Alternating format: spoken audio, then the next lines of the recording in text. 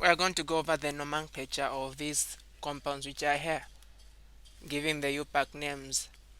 So to count the longest chain, that will be the first thing to do. But we also need to get to identify the functional groups present. We have got halogen there, and then also the alkane.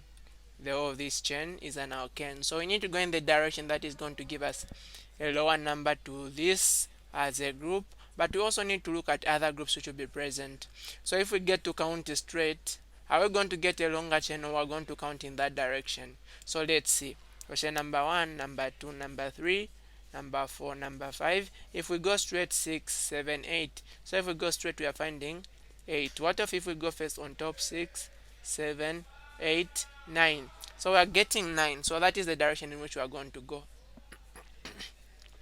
So we're going to look at the groups. This is a methyl group. This is having 1, 2, 3. This is a propyl. So we have got groups bromine, methyl, and propyl. Well, B comes first in the alphabet, and so it is right starting naming in this direction. Otherwise, if we add something that comes first in the alphabet this side, would have named in that direction to give it a lower number. So therefore, for part 1, the name is going to be 2-bromo, and then the next one in the alphabet is 6, that is a methyl. And then at position number 5, we've got a propyl. This chain has got nine carbons. Okay, so let me just see if I've not missed anything on naming. 1, 2, 3, 4, 5, 6, 7, 8, 9. Okay, 9 carbons. That is going to be nonene. So that is going to be the name of this organic compound. And let's consider now 2. Now for 2, we look at the functional groups present. We've got the OH, that's alcohol, and the double bond. Priority goes to the alcohol, so we'll give it a lower number, and then this will be position number 2, number 3 there, number 4, 5, and 6. So there are 6 carbons in here. That is hexene. So I'll say hex, take the position of the double bond, 3, and then in. But I would also drop from the in, I'll drop the E at the end because this is not the parent name, and then put a dash at position number 1. We have got the alcohol functional group. So it would be hex 3 in 1 O. We can also write it as position number 3. We have got a double bond, so 3 hexene.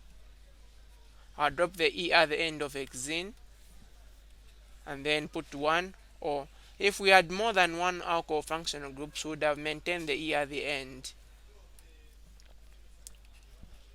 And then number 3, want to name this one. So we have got alternating double bonds, and it's a 6-membered ring. Whenever it is a 6-membered ring with alternating double bonds, that is a benzene, and we have got a nitro group at that position. So this is going to be called nitrobenzene. I'll not even state the position of the nitro, because wherever it is, that will be considered as position number 1. So this is 1 nitrobenzene, which is just nitrobenzene. And then for part 4, again, we need to identify in which direction we are going to go. Now, what functional group is present here? This is an ether. So we're going to name this direction and also name this one. Now, the cyclo one has got 5 carbon. That will be the longest chain. So this one, this side is going to be the group. And when you are naming the group for ethers, you also consider together the oxygen. So this is a propane because it has got 3 carbons. But because of the oxygen, it's not propane but propoxy. So that will be propoxy, and then we name this one. That is a cyclopentane.